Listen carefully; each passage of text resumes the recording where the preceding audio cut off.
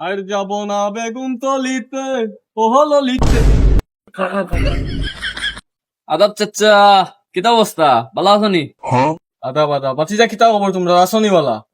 আর ইনো কিতা বেড়াই ইনো উবয়া সিফাতি কিতা করো তোমরা, আর ই কিতা করলাই অত ইনো কিতা মানে দুমা দামাইতে কিতা বেড়াবে এই। তোমরা বেড়াই দেশের ভবিষ্যৎ বেড়াই, তোমরা উজ্জ্বল নক্ষত্র, তোমরা এলিয়া কত স্বপ্ন আমরা সাসাইতে হয়। কিতা শুরু করলাই তোমরা এটা? হ্যাঁ বালাও রে পয়েন্ট বালাও, মনে করো আমি কিছু দেখছি নাও বলা, কিন্তু বালাও বুঝছো নি?